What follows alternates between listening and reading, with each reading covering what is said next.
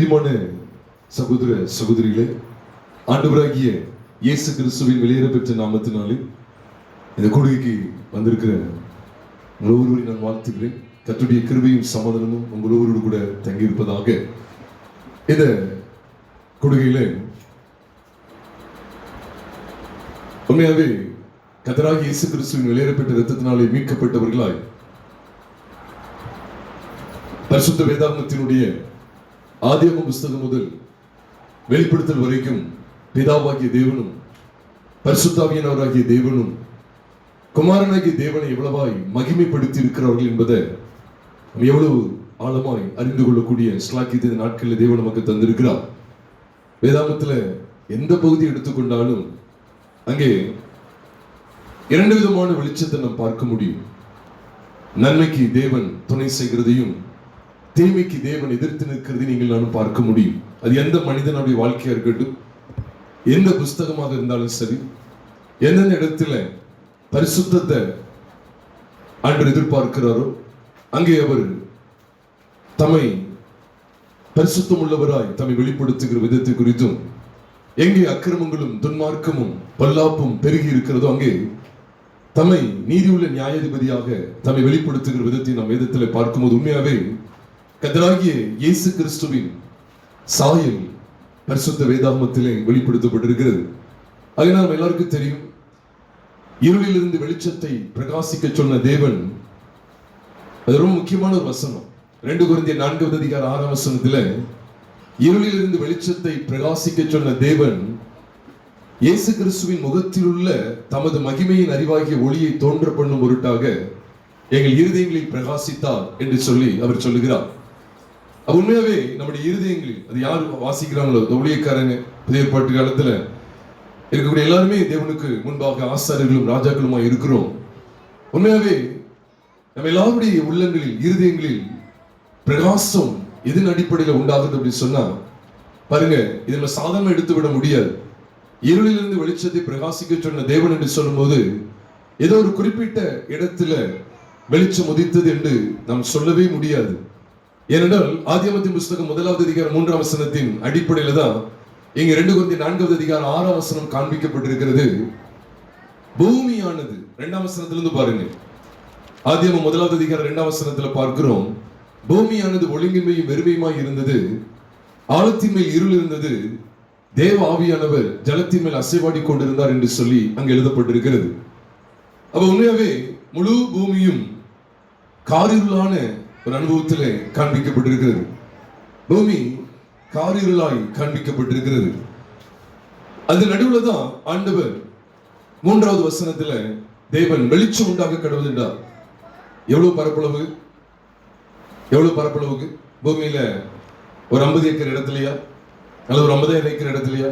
இல்ல, பூமி முழுவதில். அப்ப வேதாகமம் நமக்கு காண்பித்து கொடுக்கிற அற்புத வெளிச்சம் என்ன அப்படின்னா, ஒட்டுமொத்த பூமிக்கும் வெளிச்சமாய் கிறிஸ்து இயேசு வெளிப்படுத்தப்பட்டிருக்கிறார். இது சிருஷ்டிப்பிலிருந்து இப்ப வரைக்கும் உள்ள காலத்துல நாம் பார்க்கும்போது, இனி வரப்போகிற காலம் வரைக்கும் நாம் பார்க்கும்போது, இந்த பூமி உள்ளளவும் நாம் பார்க்கும்போது கர்த்தராகிய இயேசு கிறிஸ்துவின் சாயல் தான் இந்த முழு பூமிக்கும் கொடுக்கப்பட்டிருக்கிறது பின்பற்றும்படியாய். அதனால்தான் அங்கே அப்போஸ்தலனாகிய பவுலுக்கு இந்த வெளிப்பாடு கிடைத்தது. 2 கொரிந்தியர் 4:6 மீண்டும் சொல்லுகிறேன், இருளிலிருந்து வெளிச்சத்தை பிரகாசிக்க சொன்ன தேவன் இயேசு கிறிஸ்துவின் முகத்தில் உள்ள தமது மகிமையின் அறிவாகிய ஒளியை தோன்ற பண்ணும் பொருட்டாக எங்கள் இருதயங்களில் பிரகாசித்தார். ஆக ஒட்டுமொத்த பூமிக்கும் ஒரு வெளிச்சம் அன்றைக்கு தேவைப்பட்டது. ஒட்டுமொத்த பூமிக்கும் வெளிச்சம் தேவைப்பட்டது. அந்த வெளிச்சம் யாருக்கு ஒப்பனையாக காண்பிக்கப்பட்டிருக்கிறது என்று சொன்னால், யாருக்கு சமமாய் அங்கு காண்பிக்கப்பட்டிருக்கிறது என்று சொன்னால் கர்த்தராகிய இயேசு கிறிஸ்து. இந்த பூமியில வாழ்கிற அத்தனை குடிகளுக்கும் அத்தனை ஜனத்திற்கும் கர்த்தராகிய இயேசு கிறிஸ்து மாத்திரமே வெளிச்சம் கொடுக்கிறவர். அவரே வெளிச்சமாய் இருக்கிறார் என்கிறத நாம் அறிந்து கொள்ள வேண்டும். கர்த்தருடைய பரிசுத்த நாமம் மகிமைப்படுவதாக. அல்லது இயேசுவானவர் சொன்னார், யோவான் எழுதின சுவிசேஷம் 8:12 நான் உலகத்திற்கு ஒளியா இருக்கிறேன், என்னை பின்பற்றுகிறவன் இருளிலே நடவாமல் ஜீவ ஒளியை அடைந்திருப்பான் என்று இயேசு சொன்னார். ஆக கர்த்தராகிய இயேசு கிறிஸ்து தான் ஒட்டுமொத்த இந்த பூமியில் உள்ள குடிகளுக்கும் வெளிச்சமாய் இருக்கிறார் என்கிற சத்தியத்தை நாம் அறிந்து கொள்ள வேண்டும். இந்த நாளில் உங்களோடு கூட அதிசயத்தை குறித்து உங்களோடு நான் பகிர்ந்து கொள்கிறேன். அப்பப்ப நான் இதை டச் பண்ணிட்டு இருப்பேன். பாடல் ஆராதனை வழியில ஒரு சில நேரங்கள் அதை தொடுவது உண்டு. இப்பொழுது நான் உங்களோடு சுருக்கமாய் அதிசயத்தை விளங்க பண்ணுகிற கர்த்தர், அல்லது அதிசயங்களை செய்கிற கர்த்தர், அல்லது அதிசயங்கள் நம்முடைய வாழ்க்கையில எப்பொழுது நடக்கும் அப்படிங்கிற கோணத்துல உங்களோடு கூட கர்த்தருடைய வார்த்தைகளை நான் சுருக்கமாய் பகிர்ந்து கொள்கிறேன். பொதுவாக வேதாகமத்தில் நாம் பார்க்கும்போது கர்த்தர் தான் நமக்கு அதிசயங்களை செய்கிறவர் என்று சொல்லி பல இடங்களில் நாம் வாசிக்கிறோம். ஒரு உதாரணத்துக்கு ஏசாயாவின் சங்கீதத்தின் புஸ்தகம் 72வது அதிகாரம் 18வது வசனத்தை நாம் பார்க்கும்போது, சங்கீதம் 72:18 சொல்லுகிறது, அவரே அதிசயங்களை செய்கிறவர் என்று சொல்லி. இஸ்ரவேலின் தேவனாய் இருக்கிற கர்த்தராகிய தேவனுக்கு ஸ்தோத்திரம் உண்டாவதாக, அவரே அதிசயங்களை செய்கிறவர் என்று நாம் இங்கே கவனிக்கிறோம். அதிசயங்களை செய்கிறவர், அது தொடர்ந்து எழுதப்பட்டிருக்கிறது. அவருடைய மகிமை பொருந்திய நாமத்துக்கு என்றென்றைக்கும் ஸ்தோத்திரம் உண்டாவதாக என்று சொல்லி, அவருடைய மகிமை பொருந்திய நாமம் என்று சொல்லி இங்கு சொல்லப்பட்டிருக்கிறது. அவருடைய நாமத்தை அவர் வெளிப்படுத்துகிற இடத்துலதான் அதிசயங்கள் காண்பிக்கப்பட்டிருக்கிறது. அதை மறக்க கூடாது. ஆக இந்த சங்கீதம் 72வது சங்கீதம் 18 மற்றும் 19 ஆகிய 2 வசனங்களை நாம் பார்க்கும்போது, அவருடைய நாமம் வெளிப்படுத்தப்படுகிற இடத்திலே அதிசயங்கள் செய்யப்படுகிறது என்பதை ஆண்டவர் எவ்வளவு நேர்த்தியாய் காண்பித்துக் கொடுக்கிறார்.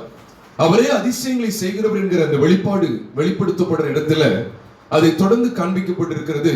அவருடைய நாமம் ஸ்தோத்திரிக்கப்படுவதாக என்று அங்கே காண்பிக்கப்பட்டிருக்கிறது. இதே காரியத்தை தான் நம் வேதத்துல மனோவா அவனுடைய மனைவியும் அவருடைய நாமத்தை குறித்து கேட்கிற விஷயத்தை நாம் பார்க்கிறோம். அந்த மனோவா கேட்கிறார், உம்முடைய நாமம் என்ன? உம்முடைய நாமம் என்ன என்று சொல்லும் போது அந்த நாமம் அதிசயம் என்று சொல்லி அங்கு எழுதப்பட்டிருக்கிறது. நியாயாதிபதிகளின் புஸ்தகம் 13வது அதிகாரம் 17, 18, 19 ஆகிய 3 வசனங்களை நாம் பார்க்கும்போது, அவருடைய நாமம் அதிசயம், அந்த நாமம் விளங்கினது, அந்த அதிசயம் விளங்கினது என்று சொல்லி நீங்கள் நானும் பார்க்க முடியும்.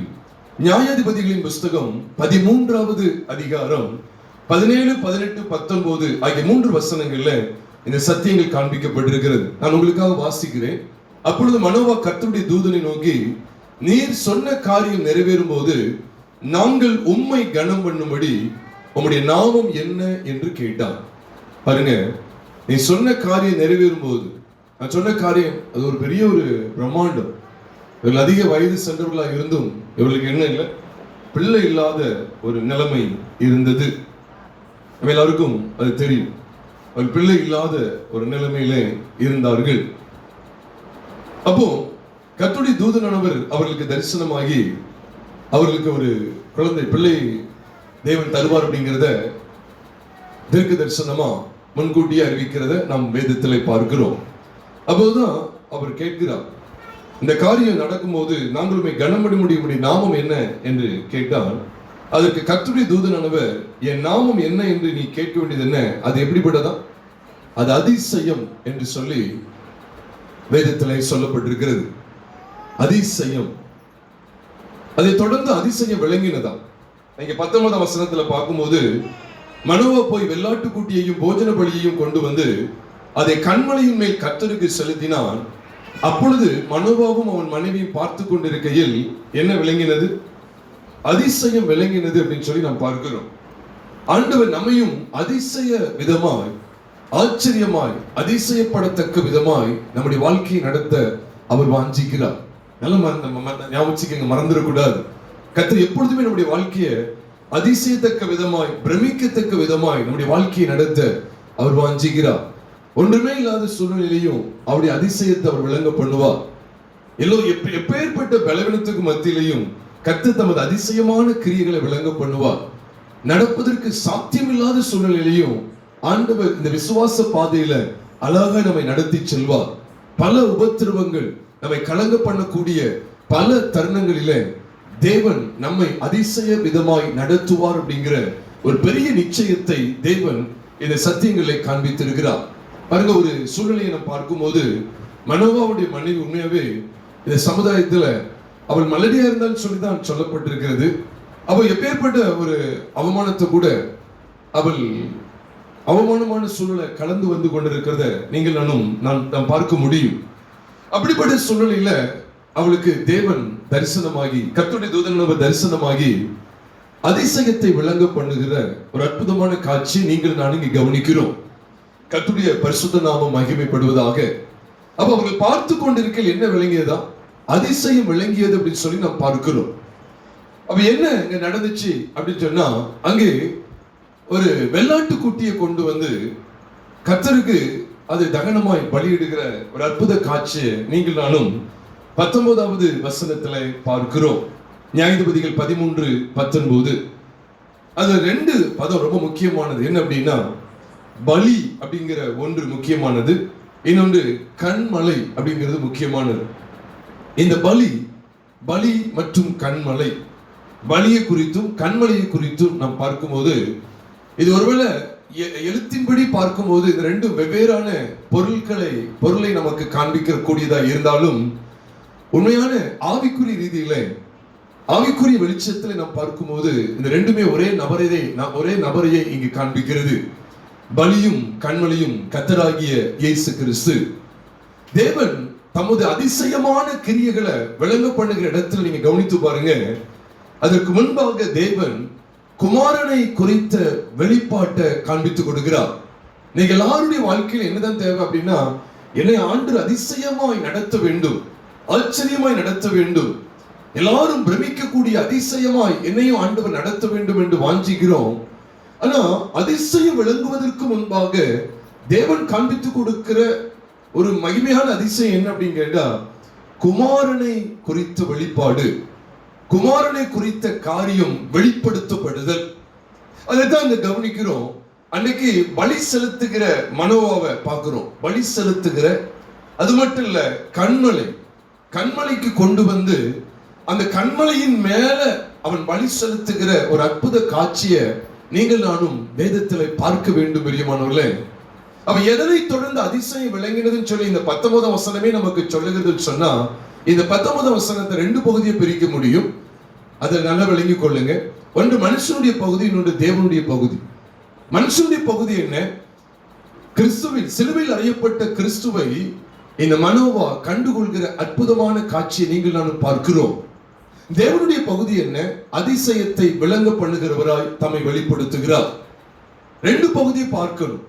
இங்கே பலி மற்றும் கண்மலை, இதை நாம் பார்க்கும்போது இந்த இடத்துக்குள்ளே வருவதற்கு மனோவாவும் அவருடைய மனைவியும் தன்னை ஒப்பு கொடுத்திருக்கிறார்கள்.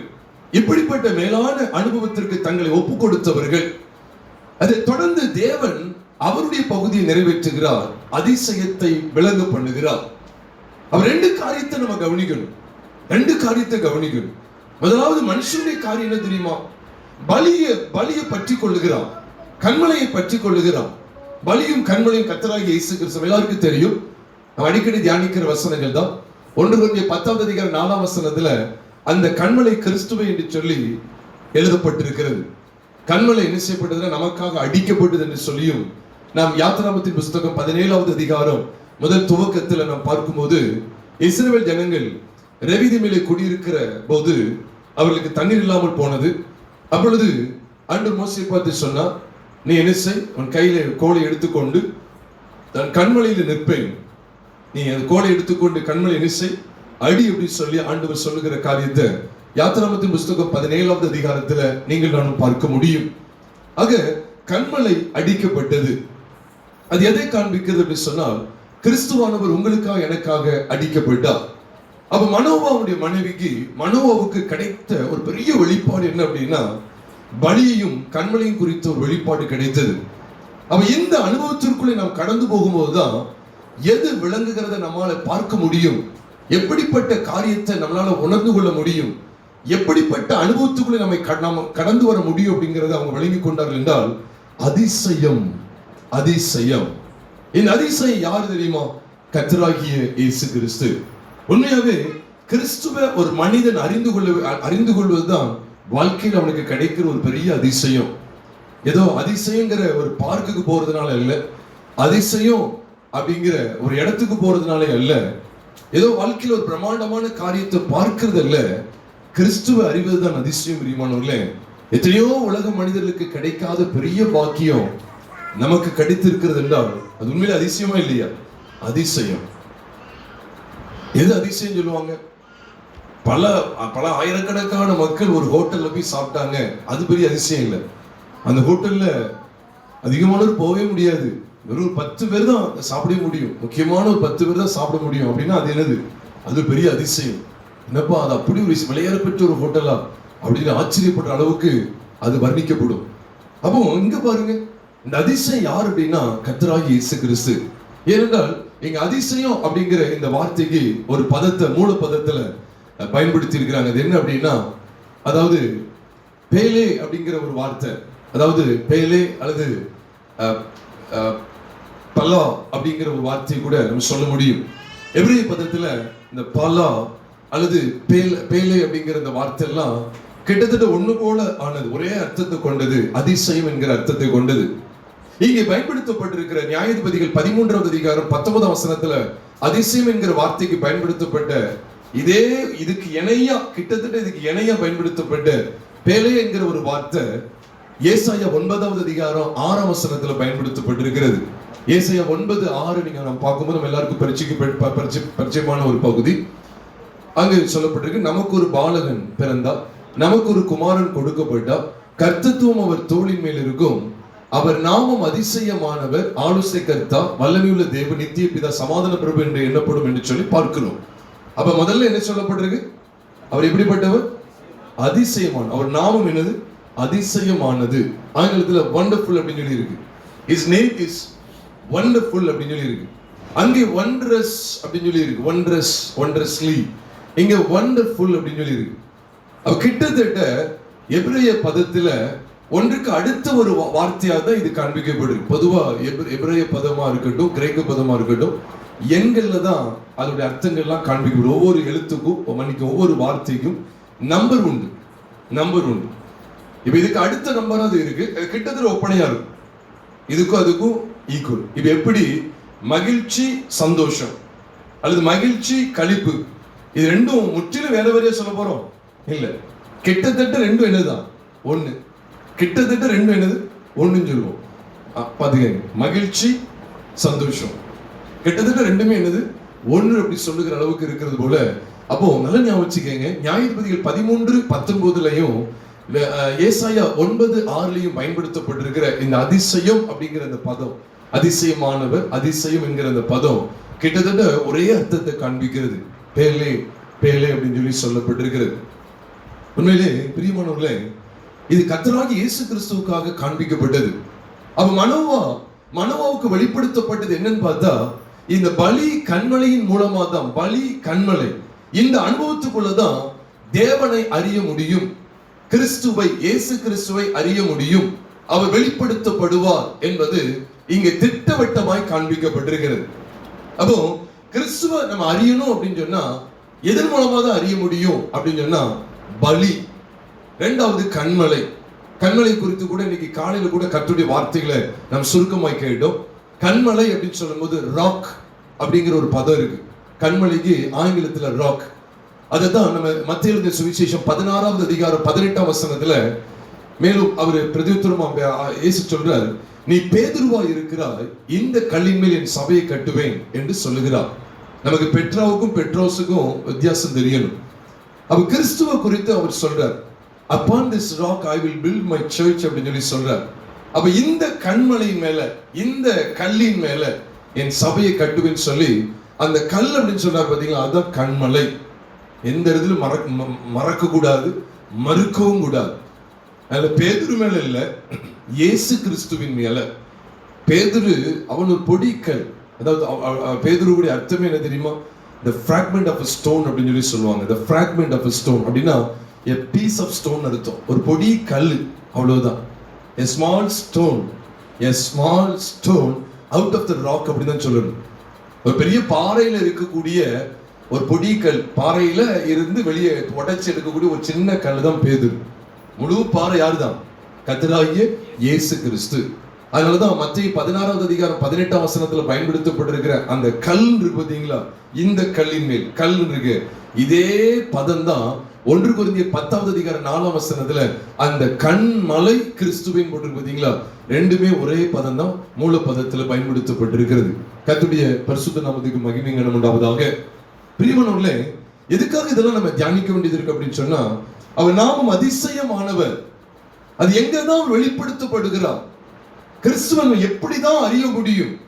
இயேசு கிறிஸ்துவை நீங்க நிறைய பேர் சொல்றாங்க, நான் இயேசு கிறிஸ்துவின் பிள்ளையா இருக்கிறேன், நான் இயேசு கிறிஸ்துவை ஆராதிக்கிறேன், இயேசு கிறிஸ்துவின் ரத்தத்தினால் கழுவப்பட்டிருக்கேன்னு சொல்றாங்க.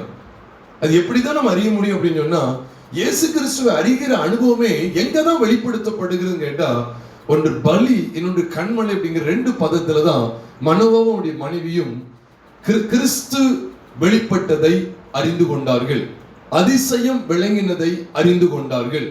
கிறிஸ்துவுக்கு முன் நிழலாய், முன் அடையாளமாய் அதிசயம் விளங்கினதை அறிந்து கொண்டார்கள். அப்ப அதுக்கு முன்னால வரைக்கும் அவங்களால அறிய முடியல. கேள்வி மேல கேள்வி கேட்டுக்கிட்டு தான் இருக்காங்க, கேள்வியில தான் அவங்க நிக்கிறாங்க. ஆனா எப்ப அது விளங்கிடுச்சுன்னு சொன்னா, பலி, ஒரு வெள்ளாட்டு குட்டியை கொண்டு வந்து கர்த்தருக்கு போஜன பலிய அப்படியே சர்வாங்க தகன பலியை செலுத்தும் போது எது மேல? கண்மலையின் மேல. பலி எங்களை செலுத்தப்படுது? கண்மலையில. இந்த ரெண்டையும் பிரிக்க முடியாது. Sacrifice and rock are inseparable அப்படி சொல்லுகிற அளவுக்கு that can never and ever be separated. அது பிரிக்கவே முடியாது. ஏன்னா அது மேலதான் அது செலுத்தப்படுது. அப்ப பலி செலுத்துறதுக்கு ஒரு இடம் வேணும், அதுதான் கண்மலை. அப்ப பலியும் கண்மலையும், பலியும் கண்மலையும் இந்த இதுலதான் இணைஞ்சிட்டாங்க. இந்த அனுபவத்துக்குள்ள இணையும் போதுதான் அதிசயமானவர் வெளிப்படுத்தப்படுகிறார். அப்ப கிறிஸ்து நமக்குள்ள வெளிப்படுத்தப்பட வேண்டுமே ஆனால் நம்முடைய பிரயாசம் எல்லாம் எப்படிப்பட்ட காரியத்தின் அடிப்படையில் இருக்க வேண்டுமே ஆனால் பலியை அறியணும். பலி மற்றும் கண்மலை உறுதியான அஸ்திபாரம். பிரியமானவர்களே, அதனால விசுவாசிக்கிறவன் பதறான் என்கிற நிச்சயத்தை ஏசாயா 28வது அதிகாரம் 16ஆம் வசனத்தில் வெளிப்படுத்தி இருக்கிறார். இதோ அஸ்திபாரமாக ஒரு கல்லை சீயோனில் வைக்கிறேன், அஸ்திபாரமாக ஒரு கல்லை சீயோனில் வைக்கிறேன், அது பரீட்சிக்கப்பட்டது, வெளியேற பெற்றதும் திட அஸ்திபாரம் உள்ளதுமான மூளைக்கல்லா இருக்கும், விசுவாசிக்கிறவன் பதறான் அப்படின்னு சொல்லி ஏசாயா 28வது அதிகாரம் 16வது வசனத்துல நீங்கள் நானும் வாசிக்க முடியும். அப்போ அது பாருங்க, அஸ்திபாரமாக ஒரு கல்ல சீயோன்ல வைக்கிறாராம். எவ்வளவு அழகா இருக்கு பாத்தீங்களா? அப்ப இந்த கல் தான் கர்த்தராகிய இயேசு கிறிஸ்து. அவர் வெளியேற பெற்றவர், பரீட்சிக்கப்பட்டவர், வெளியேற பெற்றவர். அது மட்டும் இல்ல, திட அஸ்திபாரமான மூளைக்கல்லானவர். விசுவாசிக்கிறவன் பதறான். இது குறித்த சத்தியம் தான் பேதுருக்கு, அப்போஸ்தலனாகிய பேதுருக்கு வெளிப்படுத்தப்படுகிறது. 1 பேதுரு 2வது அதிகாரம் 6ஆம் வசனத்துல அந்த கல்லை குறித்த வெளிப்பாடு பேசுகிறார். ஏசாயா 28வது அதிகாரம் 16ஆம் வசனத்தை குறித்து பேசுகிறார். எதுக்காக உங்களோடு இதை பகிர்ந்து கொள்றேன் அப்படின்னா, உண்மையாவே நம்முடைய வாழ்க்கையையும் ஆண்டவர் அதிசயத்தக்க விதமாக கிறிஸ்துவை அறிகிற அறிவிலே, அதிசயமானவரை அறிகிற அறிவிலே ஆண்டவர் நம்முடைய ஆவிக்குரிய ஜீவியத்தை கட்டி எழுப்ப வேண்டும் என்று வாஞ்சிக்கிறார். அதற்கு நான் அடைய வேண்டிய, நான் காண வேண்டிய, கண்டுகொள்ள வேண்டிய, அறிய வேண்டிய, வழிநடத்தப்பட வேண்டிய 2 விசேஷித்த இடங்கள் என்னன்னு கேட்டா, பலி, கண்மலை. கண்மலை அறியக்கூடிய விதத்தை தான் நாம் மத்தேயு எழுதின சுவிசேஷம் 7வது அதிகாரம் கடைசி 3-4 வசனங்களை பார்க்கும்போது கண்மலையில கட்டி எழுப்பப்படுகிற அனுபவத்தை குறித்தும், வீட்டை குறித்தும், மணல் மேல கட்டி எழுப்பப்படுகிற வீட்டை குறித்தும் நாம் பார்க்கிறோம். இதுதான் கடந்த நாட்கள்ல கண்மலையில தோண்டி தன்னுடைய வீட்டை வைக்கிற குழி முசல்களை குறித்து நீதிமொழிகளின் புஸ்தகம் 30வது அதிகாரம் 26வது வசனத்துல நீங்கள் நானும் தியானிக்கிற கிருபையை தேவன் தந்தார். அப்ப சத்துவமற்ற ஜந்துவா இருந்தும் கண்மலையில தோண்டி தன் வீட்டை வைக்கிற குழி முசல்களும் அப்படின்னு சொல்லி அங்க எழுதப்பட்டிருக்கிறது. அப்ப குழி முசல்களுக்கு சத்துவம் கிடையாது, ஆனா உண்மையிலேயே அதுக்கு சத்தியம் தெரிஞ்சிருக்கு போல. கண்மலையில தோண்டிதான் என்ன செய்யுது? தன் வீட்டை வைக்கிறது. பிரியமானவர்களே, அப்போ தன் வீடு எதனாலதான் இருக்க வேண்டும் என்று வாஞ்சிக்கிறது என்று சொன்னால், கண்மலையில தான் இருக்குன்னு சொல்லி வாஞ்சிக்கிறது. அதை நாம் அறிய வேண்டும். அதனால கண்மலையை காண்பித்து கொடுக்கிற இடத்துல மணலையும் காண்பித்து கொடுக்கிறார். ஏன்னா கண்மலைக்கு எதிர்ப்பதுன்னா மணல். மணல் ரொம்ப குறைவானது, அப்படி தள்ளக்கூடிய நிச்சயம் தள்ளப்பட்டுரும். அது உறுதியற்ற அஸ்திபாரத்தை காண்பிக்கிறது. கண்மலை உறுதியான அஸ்திபாரத்தை காண்பிக்கிறது. கண்மலைக்கு இன்னொரு எதிர்ப்பதை என்னன்னு கேட்டா, எதிர்ச்சொல் என்னன்னு கேட்டா மணல் தான். அது உறுதியானது, இது உறுதியற்றது. அது கெட்டியா இருக்கக்கூடியது, கண்மலை கெட்டியா இருக்கக்கூடியது. அதை உதிர்த்து போட்டா மணல், அதை நல்லா பொடியாக்கிட்டு அது என்னது? மணல் மாதிரி தான் கிடக்கும். அப்ப அதனாலதான் நமக்கு அதுக்கும் இதுக்குள்ள வித்தியாசம் தெரியும். நீங்க நிறைய பேர் என்ன செய்வாங்கன்னா, ஆண்டவருக்காக எவ்வளவு நான் அர்ப்பணிக்கிறேன், ஆண்டவருக்காக தான் வாழ்வேன்னு சொல்லி வாயினால கர்த்தரிடத்துல சேர்வாங்க. ஆனா அவங்களுடைய நடைமுறை வாழ்க்கையை பார்த்தா கர்த்தரோடு தூரமான ஒரு இடத்துல இருப்பாங்க. பிரியமானவர்களே, உறுதியான அஸ்திபாரம், எப்பேற்பட்ட சூழல் வந்தாலும் சரி என் ஜீவியத்தை எதுவும் அசைக்க முடியாது என்கிற ஒரு உறுதியான ஒரு நம்பிக்கையோடு கூட உறுதியான அஸ்திபாரத்துல கண்மலையாகிய கிறிஸ்துவின் மேல நம்முடைய வீடு அமைந்திருக்க வேண்டும். இதை கண்டுகொள்ளும் போதுதான் அதிசயமான கிரியைய மனோவாவும் மனைவியும் கண்டுகொள்கிற காரியத்தை நீங்கள் நானும் பார்க்கிறோம். பிரியமானவர்களே, கர்த்தருடைய பரிசுத்த நாமம் மகிமைப்படுவதாக. ஏன் இது ரொம்ப அதிசயமா? நமக்கு ஒரு பாலகன் கொடுக்கப்பட்டான்னு சொல்லி பாலகன் கொடுக்கப்பட்ட இடத்துல நமக்கு ஒரு குமாரன், நமக்கு ஒரு பாலகன் பிறந்தால் நமக்கு ஒரு குமாரன் கொடுக்கப்பட்டார்னு சொல்லி ஏசாயா 9வது அதிகாரம் 6ஆம் வசனத்துல ஏன் இங்க காண்பிக்கப்பட்டிருக்கு அப்படின்னு கேட்டா, கிறிஸ்துவின் பிறப்பு எப்படிப்பட்டதுன்னா அது ஒரு அதிசயம். சிம்சனுடைய பிறப்பு எப்படி ஒரு அதிசயமா இருக்குதோ, மனோவாவுடைய மனைவிக்கு சிம்சன் பிறகுறார், நம்ம எல்லாருக்கும் தெரியும், அதே அதிகாரத்துல பிறகுறார். அப்போ எப்படி நல்லா பாருங்க, சிம்சனும் ஒரு குழந்தை கிடைக்க போகுது அப்படி தெரியும். அப்போ அதுக்கு முன்னால இந்த குழந்தை எப்படி இருக்கும் அப்படிங்கிற ஒரு வெளிப்பாடு கிடைச்சதே கிடைக்கலையா? கிடைச்சது. அதே போலதான் கிறிஸ்துவ இந்த பூமியில வெளிப்படுறதுக்கு முன்பாக, மாம்சத்துல வெளிப்படுறதுக்கு முன்பாக அவரை குறித்த தீர்க்க தரிசனங்கள் அதற்கு முன்பாகவே, அவர் பிறக்கிறதுக்கு முன்பாகவே காண்பிக்கப்பட்டது என்று சொல்லி லூக்கா எழுதின சுவிசேஷம் 1வது அதிகாரத்துல நீங்கள் நானும் தெளிவாக பார்க்கிறோம். சகரியாவுக்கு வெளிப்படுத்தப்படுகிறது, சகரியாவுக்கு யோவான் ஸ்நானகன் குறித்து வெளிப்படுத்தப்படுகிறது, குமாரனாகிய கிறிஸ்து இயேசுவை குறித்து வெளிப்படுத்தப்படுகிறது. அது மட்டும் இல்ல, மரியாளுக்கும் கர்த்தர் என்ன செய்தார், அவர் கிறிஸ்து பிறக்கிறதுக்கு முன்பாகவே அவரை குறித்து வெளிப்பாடுகள் காண்பிக்கப்படுகிறது. ஆக இந்த ரெண்டையும் நாம் பார்க்கும்போது அது மட்டும் இல்ல, சிம்சோனும் தேவனுக்கு என்று நசரேயனாய் இருப்பான், இவரும் கிறிஸ்துவும் நசரேயன் என்று எண்ணப்படுவார் என்று எழுதியிருக்கிறதா இல்லையா? எழுதியிருக்கிறது. மத்தேயு எழுதின சுவிசேஷம் 3வது அதிகாரம், மத்தேயு எழுதின சுவிசேஷம் 2வது அதிகாரம் கடைசி வசனத்தை வாசிக்கும் போது நசரேயன் எண்ணப்படுவார் என்று எழுதியிருக்கிறபடி அவர் நாசரேத் என்னும் ஊரிலே வந்து வாசம் பண்ணினார் என்று அங்கு எழுதப்பட்டிருக்கிறது. கர்த்தருக்கு மகிமை கனம் உண்டாவதாக. இதுதான் மத்தேயு 2வது அதிகாரம் கடைசி வசனத்துல நாம் வாசிக்கிறோம். அப்ப தேவனுக்கு என்று நசரேயனாக சிம்சோன் வெளிப்பட்டார், கிறிஸ்துவும் நசரேயன் என்று எண்ணப்பட்டார் என்கிற காரியமும் நமக்கு நன்றாக தெரியும். அதனால்தான் இந்த பிறப்பு சம்பந்தப்பட்ட தீர்க்க தரிசனங்கள்ல தான் இங்கு அதிசயம் வெளிப்படுத்தப்படுகிறது. ஆக நமக்கும் ஒரு பாலகன் பிறந்தார், நமக்கு ஒரு குமாரன் கொடுக்கப்பட்டார் என்று சொன்னால் உண்மையாவே அங்கே அது ஒரு அதிசயம். பிரியமானவர்களே, அதிசயம். கர்த்தருக்கு மகிமை கனம் உண்டாவதாக. அப்ப இந்த அதிசயமானவரை எப்பொழுதுதான் அனுபவிக்க முடியும்? இந்த அதிசயமானவர் யாருக்குள்ளதான் தம்மை வெளிப்படுத்துவார்? அதிசயமான கிறிஸ்துவை, அதிசயமானவராகிய கிறிஸ்து இயேசுவை பிதாவானவர் யாருக்குள்ளே வெளிப்படுத்த சித்தம் கொள்வார் என்று சொல்லி ஒரு கேள்வி எழுப்புவோமே. ஆனால் பலி மற்றும் கண்மலை, இந்த ரெண்டு அனுபவத்துக்குள்ளே நாம் வர வேண்டும். பிரியமானவர்களே, அதுவும் குமாரன் குறித்த வெளிப்பாடுதான். இதுக்கு இது அழுத்தம் கொடுத்துக்கிட்டே இருக்கு அப்படின்னா, நீ இயேசு கிறிஸ்துவை பார்க்க வேண்டிய பிரகாரமா நீங்க பார்க்காதனாலதான் இயேசு கிறிஸ்துவ ஆராதிக்கிறோம்னு நினைச்சுக்கிட்டு வேறொரு நபரை இன்னைக்கு ஆராதனை செய்து கொண்டிருக்கிறார்கள். அதனால அப்போஸ்தலன் பவுல் கொரிந்தி சபையை பார்த்து கொரிந்தி சபையை சொல்றார், என்ன சொன்னார் தெரியுமா? அழகா சொல்லி கொடுத்தார். 2 கொரிந்தியர் புத்தகம் 11வது அதிகாரம் 4ஆம் வசனத்துல சொல்றாரு,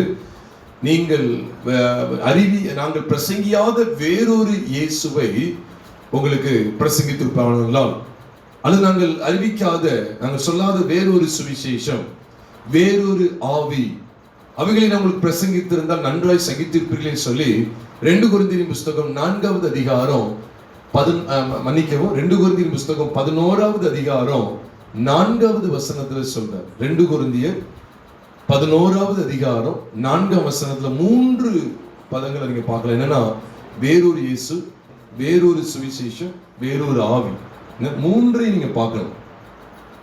அதுதான் ரொம்ப கவனமா இருக்க வேண்டியது. அவர் இயேசு தான், ஆனா யாரு?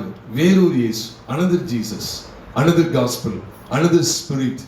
இந்த 3ஐயும் பாருங்க, இது வேற வேறன்னு சொல்லி காண்பிக்கப்பட்டிருக்கு. பாத்தீங்களா? அது நம்ம ரொம்ப கவனமா இருக்கணும், ரொம்ப கவனமா இருக்க வேண்டியது. இது எதை தொடர்ந்து காண்பிக்கப்பட்டிருக்குன்னா, 3வது வசனத்தை பாருங்க. ஆகிலும் சர்ப்பமானது தன்னுடைய தந்திரத்தினாலே ஏவாளை வஞ்சித்தது போல உங்கள் மனதும் கிறிஸ்துவை பற்றிய உண்மை நின்று விலகும்படி கெடுக்கப்படுமோ என்று பயந்திருக்கிறேன். பாருங்க, கிறிஸ்துவை பற்றிய உண்மை, அதான் சத்தியம். கிறிஸ்துவை பற்றிய உண்மை, கிறிஸ்துவை பற்றிய சத்தியம். சிம்பிளிசிட்டி ஆஃப் கிரைஸ்டே இருக்கும், அது சிம்பிளிசிட்டி ஆஃப் கிரைஸ்ட். ஆமா, அப்ப அவரை குறித்த உண்மை, அவரை பற்றிய உண்மை, அதுல இருந்து விலகும்படி கெடுக்கப்படுமோ பாருங்க, விலகும்படி. ஆனா மனோவாவுடைய மனைவிக்கு விலகல, விளங்கினது. விலகல, விலகியதுன்னு சொல்லக்கூடாது, விளங்கியது அப்படின்னு சொல்றது கரெக்ட். அதிசயம் விளங்கியது. அவர்கள் பார்த்து கொண்டிருக்கையில் அதிசயம் விலகினதுன்னு போடல, எப்படி போட்டிருக்கு, விளங்கியது அப்படின்னு சொல்லி போட்டிருக்கு. மாத்திரக்கூடாது. அப்ப ஏன் இங்க சொல்றாரு அனதர் ஜீசஸ், அனதர் இயேசு, வேறொரு இயேசுன்னு ஏன் சொல்லி கொடுக்கிறாரு அப்படின்னு சொன்னா, பிரியமானவர்களே, 3ஆம் வசனத்தை நான் கவனிக்க வேண்டியது. 4ஆம் வசனத்தை ஆரம்பிக்கும் போது எப்படி ஆரம்பிக்கிறாரு, எப்படி எனில், அப்படிதான் ஆரம்பிக்கிறாரு. எப்படி எனில் விளக்கம் கொடுக்கிறாரு. ஏன் 3ஆம் வசனத்துல ஏவாளை குறித்து சொல்லியிருக்கு, அந்த ஆதாம் ஏவாள் அந்த ஏதேன் தோட்டத்தை பத்தி ஏன் பேசுறார் அப்படின்னு சொன்னா, ஏதேன் தோட்டத்துல 2 சத்தம் கேட்டாங்க. ஆண்டுடைய சத்தத்தை மட்டும் கேட்டாங்கன்னு நினைச்சிடாதீங்க, சர்ப்பத்தினுடைய சத்தத்தையும் அவங்க கேட்டாங்க. 2 சத்தத்தை கேட்கிறாங்க. 2 விதமான சத்தம் இருக்கு. அதை ரொம்ப ஜாக்கிரதையா இருக்க வேண்டியது இருக்கு. இன்னைக்கு 2 விதமான உபதேசம், 2 விதமான பிரசங்கம், 2 விதமான இயேசு, 2 விதமான, அதான் 2 விதமான சுவிசேஷம், 2 அப்படின்னு சொல்லி வேறு வேறு காரியங்களை பார்க்கிறோம். ஒண்ணு மெய்யானது, ஒண்ணு பொய்யானது. இப்படி 2 காரியங்களை கவனிக்கிறோம் பிரியமானவர்களே. அதனாலதான் நம்ம வர வேண்டிய இடம் பலி, கண்மலை. பலி, கண்மலை. இதுல நம்ம நிலை கொண்டிருக்கும் போதுதான் அதிசயமானவர் வெளிப்படுத்தப்படுவார். மற்றபடி அவர் அனுபவிக்கவே முடியாது. பலி இல்லாம நீங்க அனுபவிக்கவே முடியாது. பலி இல்லாம என்ன செய்ய முடியாது, அனுபவிக்கவே முடியாது. கதருக்கு மகிமை செலுத்துகிறேன்.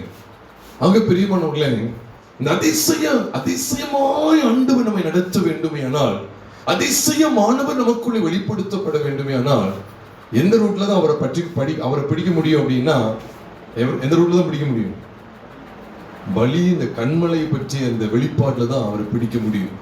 நீங்க நிறைய பேர் ஜீவித்து பாருங்க, மணல் மேல வீட்டை கட்டுறதுக்கு பிரியம், ஆனா பாருங்க இதுல அவங்களுடைய கிரி எல்லாம் பாத்தீங்கன்னா மணல் மேல வீட்டை கட்டுறாங்க. ஆனா வாஞ்சி எப்படி இருக்குன்னா கண்மலையை வாஞ்சிக்கிறாங்க. இது எப்படி இருக்கு பாருங்க, கனவுலதான் என்னது ஒரு கனவுலதான் உண்மையான கிறிஸ்துவை அவங்க பாக்குறாங்க. ஆனா நடைமுறையில வேறொரு இயேசுவை ஆராதிக்கிறார்கள். அல்லது ரொம்ப கவனமா, ரொம்ப தெளிவா நம்ம இந்த காரியங்கள் எல்லாம் பார்க்கணும் பிரியமானவர்களே. அதனாலதான் நீங்க வேதத்துல வாசி பாருங்க, பிலிப்பு கிறிஸ்துவை பிரசங்கித்த உடனே அவனால செய்யப்பட்ட அதிசயங்களை எல்லாம் ஜனங்கள் பார்க்கிறாங்க. அப்ப அந்த அதிசயமானவர் வெளிப்படுத்தப்படுகிறார் எங்க அப்படின்னா, கிறிஸ்து பிரசங்கிக்கப்படுற இடத்துல. அப்போஸ்தலர் நடவடிக்கைகள் 8வது அதிகாரத்தை நாம் பார்க்கும்போது, அப்போஸ்தலர் நடவடிக்கைகள் 8வது அதிகாரம் 5ஆம் வசனத்தின் பின்பகுதியில பார்க்கிறோம், ஒரு பட்டணத்திற்கு போய் அங்குள்ளவர்களுக்கு கிறிஸ்துவை குறித்து பிரசங்கித்தான். பிலிப்பு செய்த அதிசயங்களை ஜனங்கள் கேள்விப்பட்டு கண்டு அவனால் சொல்லப்பட்டவர்கள் ஒருமனப்பட்டு கவனித்தார்கள். அப்போ அந்த அதிசயங்களை ஜனங்கள் பார்க்கக்கூடிய இடத்துக்கு வந்துட்டாங்க. முதல்ல கிறிஸ்து, அதுக்கப்புறம் தான் அந்த அதிசயங்கள். அப்ப கிறிஸ்துவ சரியா காமிச்சு கொடுக்கும் போது, கிறிஸ்துவ இவ்விதமாகத்தான் பார்க்க முடியும் சொல்லும்போது, உண்மையிலே அவர் அதிசயமானவராய் ஜனங்களுக்குள்ளே வெளிப்படுத்தப்பட்டார். கர்த்தருடைய பரிசுத்த நாமம் மகிமைப்படுவதாக. அதுல தேவனை அறிகிற அறிவை நம்ம எதுலதான் பார்க்கணும் அப்படின்னு சொன்னா, பஸ்காவில தான் பார்க்கணும். அதுதான் எகிப்தியர் யாவரும் இஸ்ரவேலின் தேவனை அறிந்து கொண்டாங்க. எப்படி அப்படின்னு கேட்டா, பல வாதைகள் வருது, இன்னும் நினைச்சுறாங்க முட்டுக்கட்டை போட்டுக்கிட்டு சவால் விட்டுக்கிட்டு தான் இருக்காங்க. இல்ல நாங்க சமாளிச்சிடும் அப்படின்னு. ஆனா ஒண்ணுதான் அவங்களால என்ன செய்ய முடியல, சமாளிக்க முடியல, ஈடு கட்டவே முடியல, காம்பன்சேட் பண்ணவே முடியல. They couldn't compensate to what was done after the 9 plagues அப்படின்னு சொல்லி சொல்ற அளவுக்கு 9 வாதைகளுக்கு பிறகு நடந்த ஒன்றை அவங்களால என்ன செய்ய முடியல, ஈடு கட்டவே முடியல. அவங்களால கிட்ட நெருங்கி வர முடியல. எல்லாத்தையும் சமாளிச்சாங்க, எல்லாத்தையும் மேனேஜ் பண்ணிட்டாங்க. ஆனா இதை மட்டும் அவங்களால ஒண்ணுமே பண்ண முடியல, எல்லாமே அத்துட்டு. அப்ப எப்பந்தான் தேவன் அவருடைய மகிமையை அந்த ஜனங்கள் மத்தியில பூரணமா வெளிப்படுத்த முடிஞ்சது, அதுக்கு முன்னால வரைக்கும் அவங்க நினைச்சாங்க, சொல்லுவாங்க இந்த முண்டா கொடுக்குறாங்க அப்படின்னு சொல்லி சொல்லுவாங்க, முட்டுக்கட்டு அப்படி கொடுத்துக்கிட்டே இருக்காங்க. நீ பண்ணுவியா, நானும் ஏத்து நிக்கிறேன், நான் என்னால சமாளிக்க முடியும், இல்ல நாங்க எங்கிட்ட இன்னும் திராணி இருக்கு. ஆனா ஒரு கட்டத்துல வரும்போது எவ்வித திராணி இல்லாத அளவுக்கு போகிறது. எப்போ அப்படின்னா பஸ்கா. நீங்க பஸ்காவை எப்படி அறியணும் அப்படின்னு சொன்னா, அதையும் கூட நான் நாள் உங்களோடு பகிர்ந்து கொள்றேன். அடிக்கடி கேட்கிற சத்தியங்கள் தான். பஸ்கா அதான் கிறிஸ்து. அங்க பாத்தீங்கன்னா அங்க அதிசயமே விளங்கிச்சு. இவங்க எதுக்கு இதை பேசுற நல்லா கவனிங்க. ஏன்னா இவங்க பஸ்காவை அனுசரித்த மறுநாள் ஏறக்குறைய 430 வருஷம் அடிமைத்தனம். 4 வருஷம் 5 வருஷம் 30 வருஷம் இல்ல, எத்தனை வருஷம் அடிமைத்தனம்?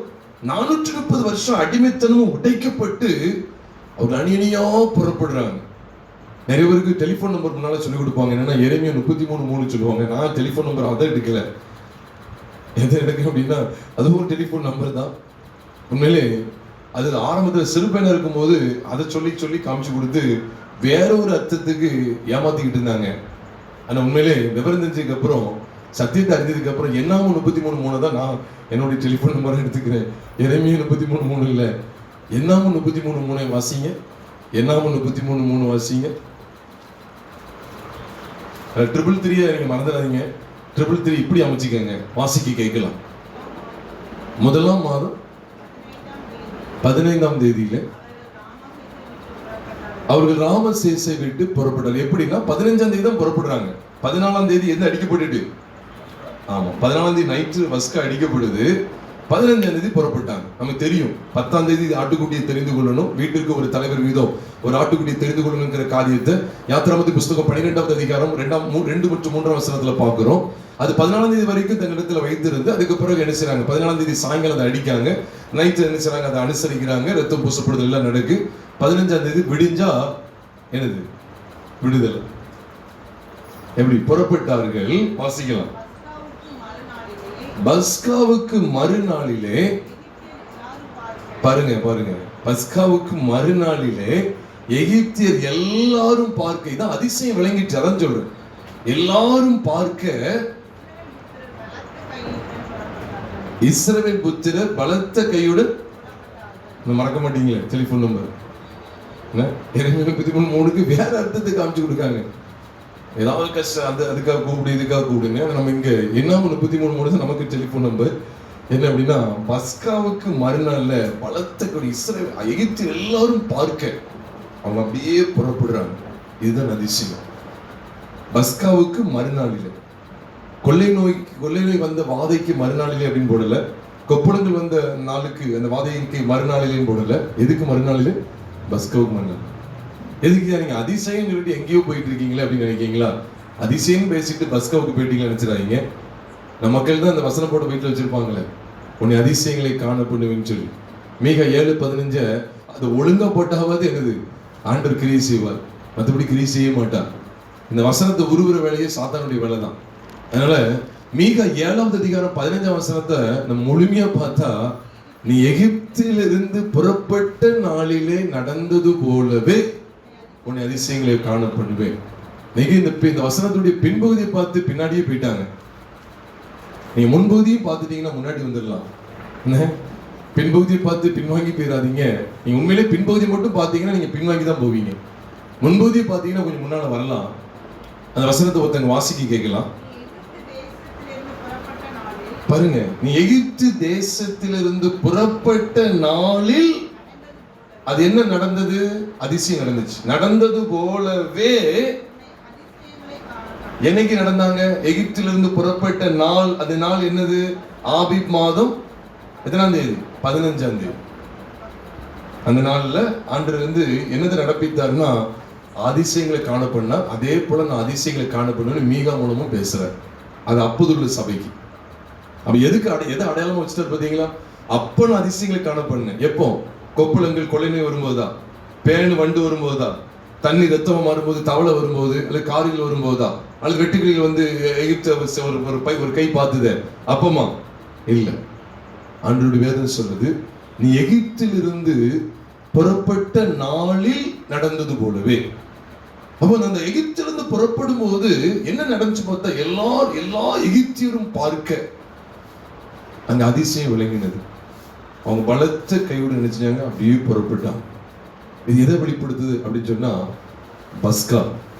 அவ எகிப்தில் அவங்க புறப்பட்டனால ஆண்டவர் எதுக்காக இங்க குறிப்பிட்டார் அப்படின்னு சொன்னா, அதிசயம் விளங்கணும்னா முந்தின நாள் என்ன நடந்துச்சு? முந்தின நாள் நைட்டு பஸ்கா நடந்துச்சுன்னா அடுத்து என்ன உண்டாயிரும்? அதிசயம் விளங்கிடும். இதைத்தான் மனோடைய வாழ்க்கையில் ஆண்டவர் நமக்கு காண்பித்து கொடுக்கிறார். பலியை பற்றுகிற ஒரு விசுவாசம், பலியின் மூலமா தான் நம்ம தேவனிடத்துல சேர முடியும் அப்படிங்கிறத அவன் அறிந்து அனுபவிக்கிறான் பாருங்க. எது விளங்கிருச்சு இப்ப சொல்லுங்க? பஸ்காவை அனுசரிச்சா எது விளங்கிரும்? அதிசயமானவர் வெளிப்படுத்தப்படுவார். நம்ம அனுதினமும் அழகா நடத்துவாருங்க. அவங்க புறப்படுறதுனால என்ன நடந்துச்சு தெரியுமா? எல்லாரும் பார்க்கும் போது மட்டும் இல்ல, வானத்திலிருந்து மண்ணா, கண்மணிலிருந்து தண்ணீர், வானத்திலிருந்து மண்ணா, கண்மணிலிருந்து தண்ணீர், இப்படி கிடைச்சுக்கிட்டே இருந்துச்சு. கிறிஸ்துவ அனுபவிச்சுக்கிட்டே இருந்தாங்க. அவங்க புறப்படுறதுக்கு முந்தின நாள் வரைக்கும் அவங்களுக்கு என்ன கிடையாது? மண்ணாவும் கிடையாது, கண்மணியின் தண்ணீரும் கிடையாது. எகிப்தில் உள்ள நைல் நதி தண்ணீர் தான் குடிக்கணும், வேற எதுவுமே கிடையாது. அதையும் ரத்தமாக்கி அப்படியே பண்ணிட்டாரு. ஆனா பிரியமானவர்களே, அப்ப இந்த அதுதான் அதிசயம். அப்ப தினமும் அதிசயமானவர் அனுபவிக்கிற, அதிசயமான வெளிப்பட்டுக்கிட்டே இருக்கிறார். அது எப்போ அங்க அனுபவிக்க முடிஞ்சு கேட்டா பலியின் மூலம் தான். பலியின் மூலம் சொல்லுங்க. அப்ப பலி செலுத்தமா கேட்டா பலி செலுத்தக்கூடாது. பலி எதை காண்பிக்க அப்படின்னா, கர்த்தராகிய இயேசு கிறிஸ்துவோடு கூட என்னுடைய பழைய மனுஷன் சிலுவையில் அறையப்பட்டிருக்கிறான். அந்த விசுவாசத்துக்குள்ள வரணும். நான் இத்தனை முறை பேசினாலும் மீண்டும் அழுத்தம் கொடுக்கிறேன். ரோமர் 6:6 தான். தூக்கத்தில் எழுப்பி கேட்டாலும் அதான் சொல்லுவேன். நாங்க இதைத்தான் சொல்லுவோம். வேற எதை பேச? இதுலதான் நம்முடைய விசுவாசமே இருக்கு. இதுலதான் நம்முடைய ஒட்டுமொத்த ஜீவியமும் அடங்கி இருக்கிறது. அதனால பைபிள் சொல்றது, நாம் இனி பாவத்துக்கு ஊழியம் செய்யாதபடிக்கு பாவ சரீரம் ஒளிந்து போகும் பொருட்டாக. பாருங்க, பாவ சரீரம் ஒளிஞ்சு போகும் பொருட்டாக. ஒரு மனுஷனுக்கு எத்தனை பாவ சரீரம் இருக்கும்? ஒரே ஒரு பாவ சரீரம் தான். பாவ சரீரங்கள் அப்படின்னு பைபிள்ல நீங்க பார்க்கவே முடியாது. பாவ சரீரங்கள்லாம் பைபிள்ல கிடையாது. பாவ சரீரம் ஒரு மேல தான் இருக்கு. ஒவ்வொருத்தருக்கும் ஒரு பாவ சரீரம் தான் இருக்கு. எனக்குள்ள ஒரு பாவ சரீரம், அப்ப எல்லாத்துக்கும். அப்ப பாவ சரீரம் தான் நம்மள தேவ சித்தத்தை விட்டு விளக்கக்கூடியது. பாவ சரீரத்துக்கு இடம் கொடுக்கிற மனுஷன் தேவ சித்தத்துக்குள்ள வர முடியாது. அப்ப தேவனை நம்மை தேவனை விட்டு பிரிக்கக்கூடிய ஒன்று எதுக்கு தான் இருக்குன்னு கேட்டா பாவ சரீரத்துக்கு தான் இருக்கு. வேற எதுவும் கிடையாது. பாவ சரீரம் தான் முழுக்க காரணம். அதான் பைபிள் சொல்லுது, பாவ சரீரம் ஒளிந்து போகும் பொருட்டாக நம்முடைய பழைய மனுஷன் அவருடைய கூட சிலுவையில் அறையப்பட்டது என்று அறிந்திருக்கிறோம் என்று ரோமர் 6:6 வாசிக்கிறோம். இது 100% உண்மை. இதான் பலியை பெற்றுகிற விசுவாசம். ஏதோ மனவா எழுத்தின்படி செய்தான்னு சொல்லி நம்ம ஏதோ ஒரு மந்தையில போயோ அல்லது ஒரு சந்தையில போயோ ஒரு ஆட்டுக்குட்டியை கொண்டு வந்து, ஒரு வெள்ளாட்டுக்குட்டியை கொண்டு வந்து ஆண்டவருக்கு பலி செலுத்துகிறது கிடையாது. அந்த பலி அல்ல. மனவா செலுத்தின பலி புது உடன்படிக்கை சத்தியத்துல எப்படிப்பட்ட வெளிச்சத்தை நமக்கு தருகிறது என்றால், கர்த்தராகிய இயேசு கிறிஸ்துவின் சிலுவையை நோக்கி பார்ப்பது, அந்த சிலுவையில் என்னுடைய பழைய மனுஷன் அறையப்பட்டிருப்பதை பார்ப்பது, என்னுடைய பாவ சரீரம் கலைந்து போடப்பட்டது என்பதை பார்ப்பது, கிறிஸ்துவோடு கூட என்னுடைய பழைய மனுஷனாகிய ஆதாம், பழைய சாயலை கொண்ட ஜென்ம சுபாவத்துக்குரிய ஆதாம் சிலுவையில் அறையப்பட்டு விட்டானே, அதனால என்னுடைய பாவ சரீரம் ஒளிந்து போகிறது. இந்த வெளிச்சத்தை பெற்றுக் கொள்கிறது தான் மனோவாவுடைய மனைவியும் கண்டடைந்த அனுபவம். இதுல பார்த்து அதிசயம் விளங்கிக்கிட்டே இருக்கும். அல்லது நிறைய இடங்கள்ல பாருங்க, உன்னை அதிசயங்களை காணப்படுவேன்னு இந்த மொட்டைக்கட்டையா முடிக்காங்க பாருங்க. இங்கதான் சாத்தான் கிரியை செய்வான். ஏன்னா அவன் என்ன செய்வான்? இங்க இருந்து தாழ குதியும். ஏனெனில் அவர் தம்முடைய தூதர்களுக்கு உம்மை குறித்து கட்டளையிடுவார், உம்மை குறித்து தம்முடைய தூதர்களுக்கு கட்டளையிடுவார், அவர்கள் தங்கள் கைகளில் உண்மை ஏந்தி கொண்டு என்ன செய்வார்கள்? போவார்கள். ஏன்னா அவங்களுடைய பாதம் கலையிடாதபடிக்கு அவர்கள் உண்மை தங்கள் கைகளில் ஏந்தி கொண்டு போவார்கள். சங்கீதம் 91 சங்கீதத்துல உள்ளிருந்து ஒரு வசனத்தை உருவுறோம். மேல இருக்கிறது, நான் கர்த்தரை நோக்கி நீ என் கோட்டை, என் துருகம், என் கேடகம், அதெல்லாம் கிடையாது.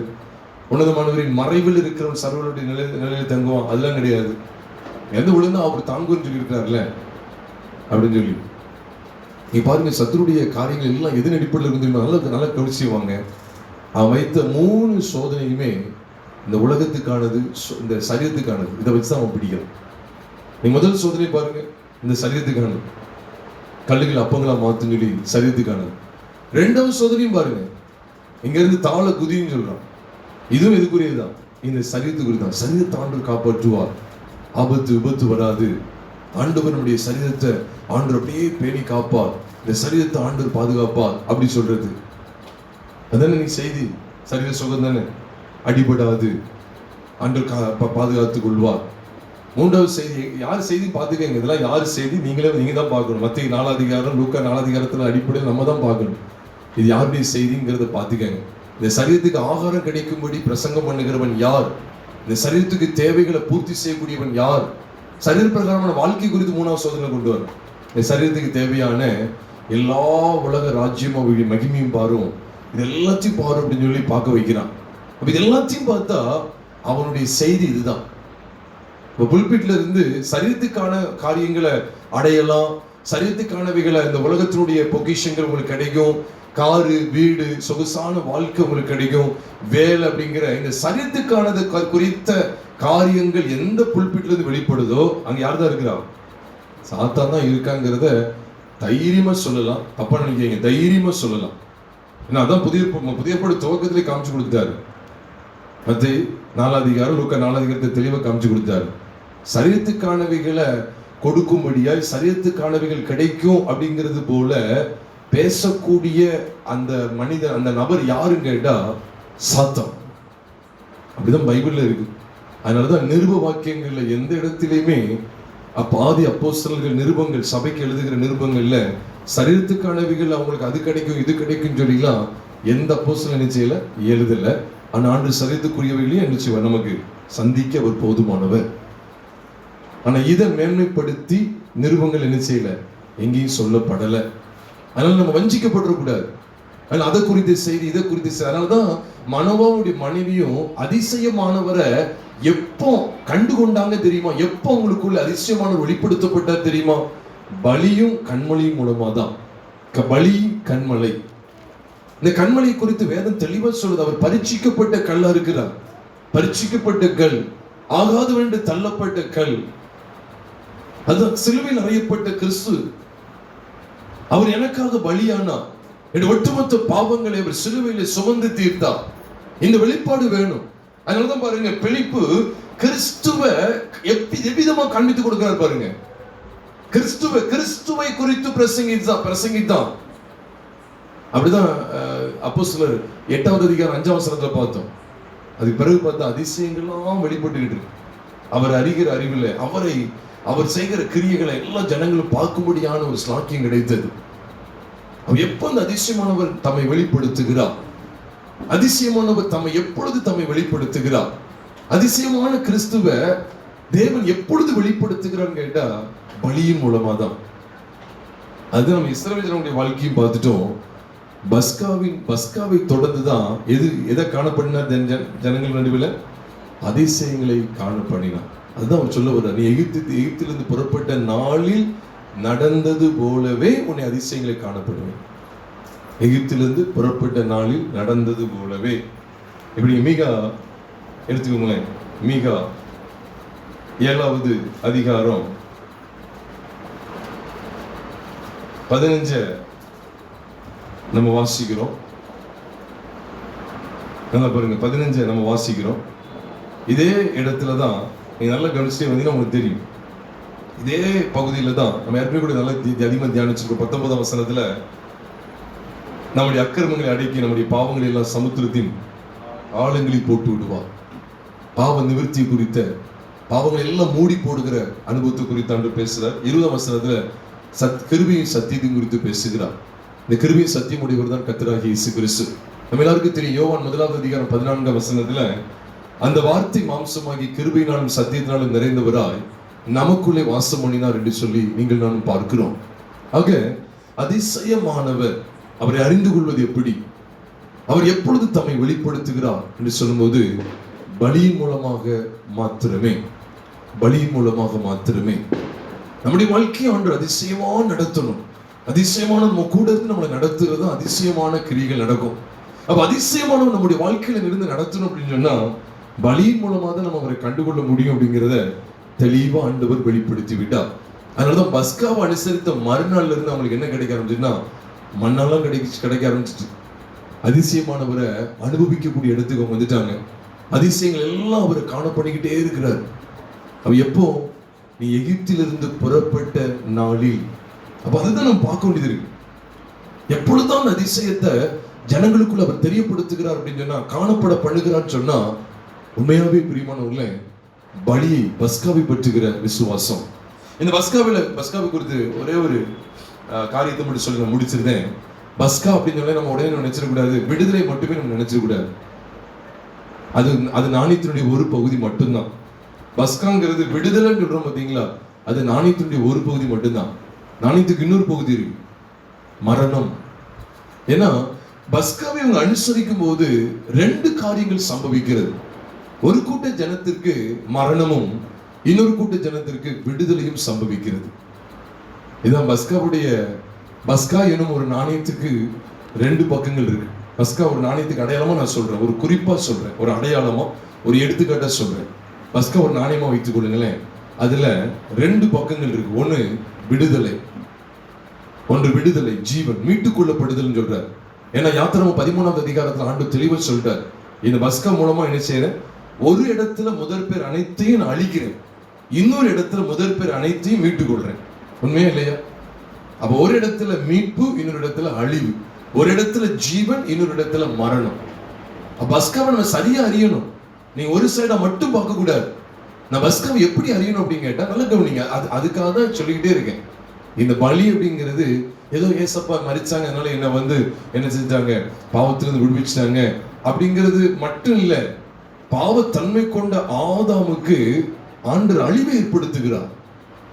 அதனால இஸ்ரவேலருக்கு மீட்பு, எகிப்தியருக்கு அழிவு.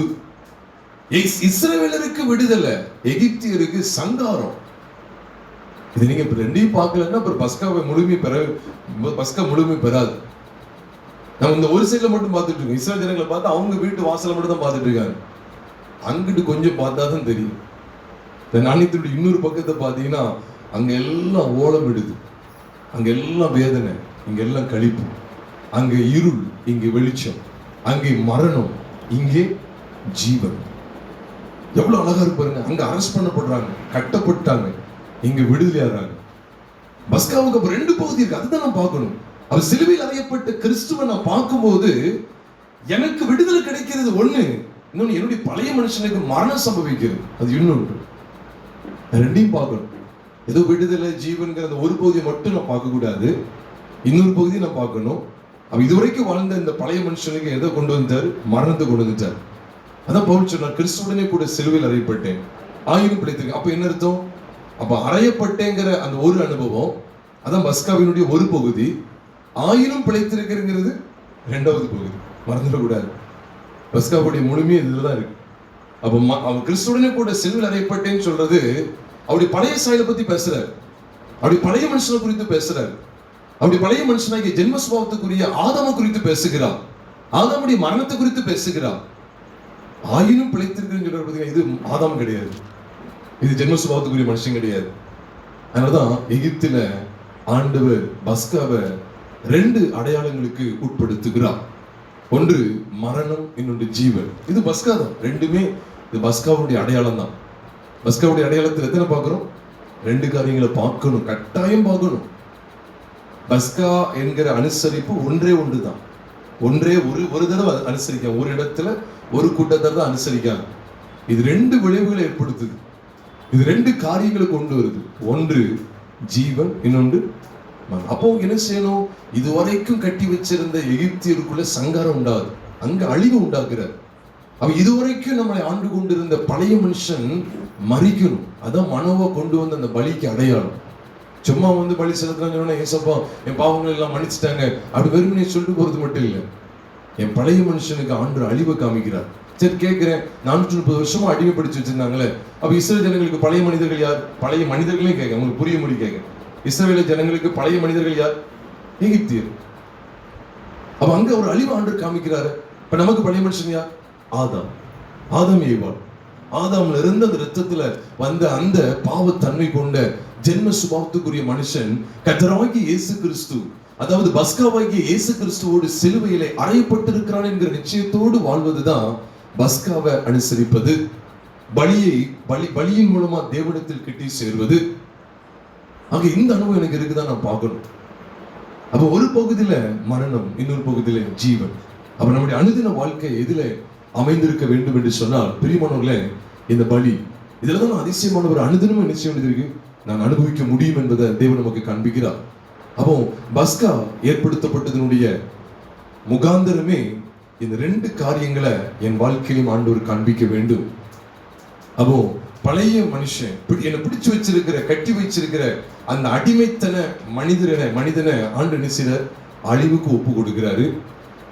என்னை என்ன செய்கிறார்? விடுதலை, என்னை வாழ்ந்திருக்கும்படி செய்கிறார். ஆக இந்த அனுபவங்களுக்குள்ள இஸ்ரவேல் ஜனங்கள் வந்தார்கள். அவருடைய வாழ்க்கையில அதிசயங்கள் விளங்கி கொண்டே இருந்தது. நம்முடைய வாழ்க்கையிலையும் அதிசயமானவரை அனுபவிக்க இப்படிப்பட்ட முகாந்திரத்தை தேவன் வெளிப்படுத்துகிறார். பலியின் மூலமா கண்மலையாகிய கிறிஸ்து அவர் மேல கட்டப்பட்ட மனிதர்களால் அவர் மேல, அதான் கண்மலை மேல வந்து செலுத்துறான் பாருங்க. அது ஒரு மகா மேன்மையான அனுபவம். நம்ம கூட இருக்க இடத்துல ஆண்டவரே பலியினாலே நாங்கள் உம்மை கிட்டி சேர்க்கிறோம். ஆண்டவரே பலியினால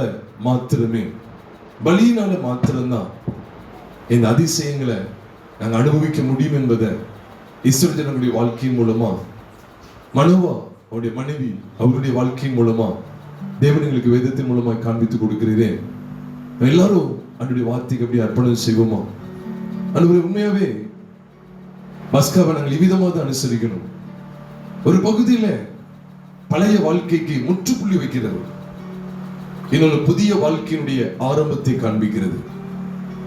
பழைய வாழ்க்கைக்கு முடிவை காண்பிக்கிறது, புதிய வாழ்க்கைக்கு ஆரம்பத்தை காண்பிக்கிறது. இதற்கு பேர் தான் பஸ்கா, பாஸ் ஓவர். ஆங்கிலத்துல பஸ்காவுக்கு பாஸ் ஓவர் என்று சொல்லுவாங்க.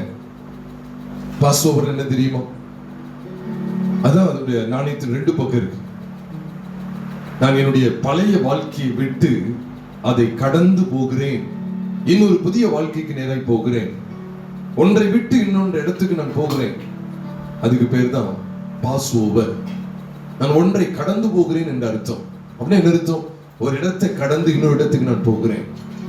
இந்த ஒலிபெருக்கின் சத்தத்தை அங்கிருந்து கேட்கிற சகோதரனே சகோதரியே, உண்மையாவே இந்த இயேசு கிறிஸ்துவுக்கு உங்க வாழ்க்கையை ஒப்பு கொடுப்பீர்கள் என்றால் ஆண்டவராகிய இயேசு கிறிஸ்து உங்களை இவ்விதமாக தான் நடத்துவார். உங்கள் பழைய வாழ்க்கை முற்றுப்பெறும்.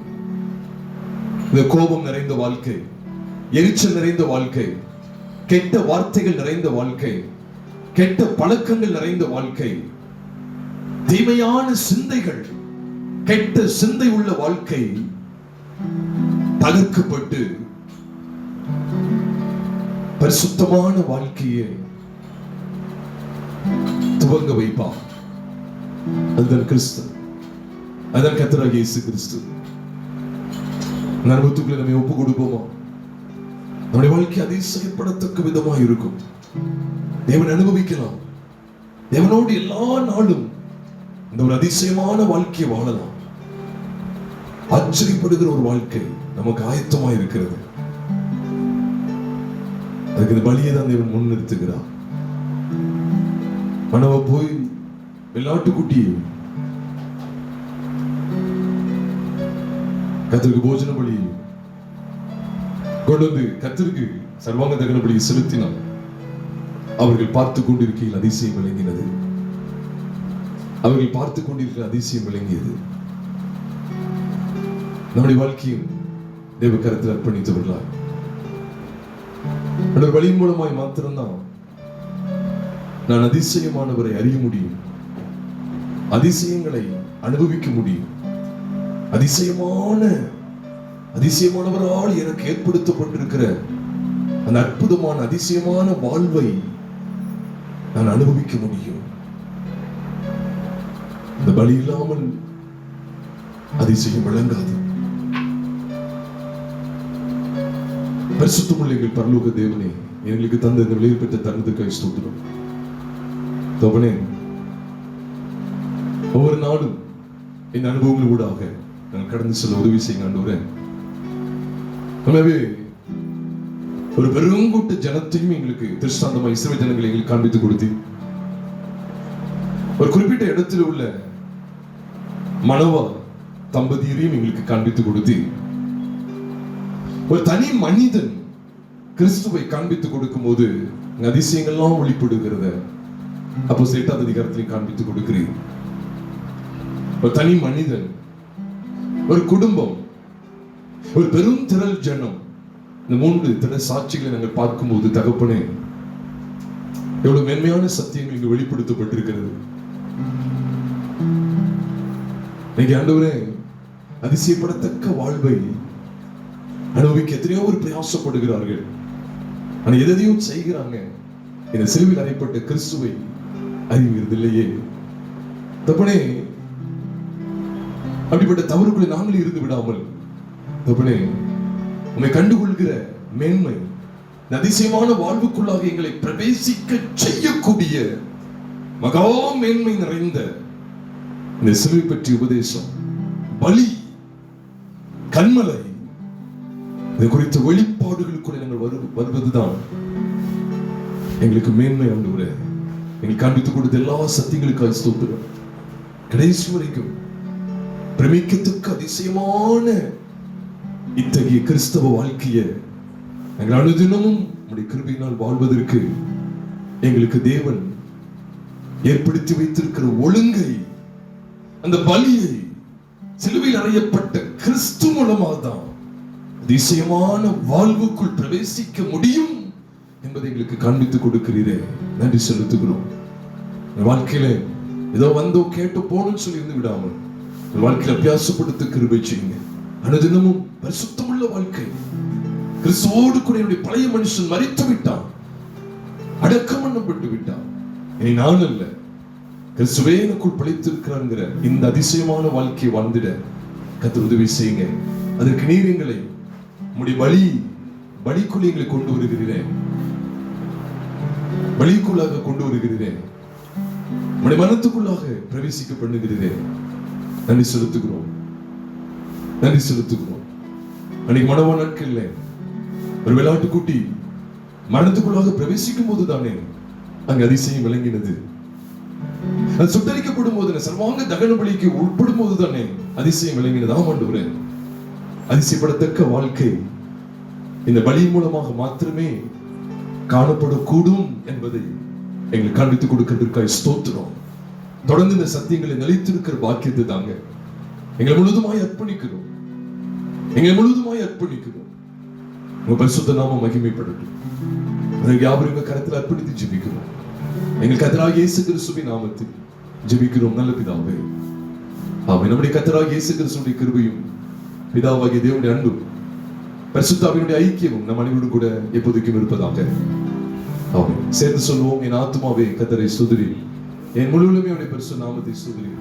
என் ஆத்துமாவே கர்த்தரை ஸ்துதி, அவர் செய்த சகல உபகாரங்களை மறவாதே.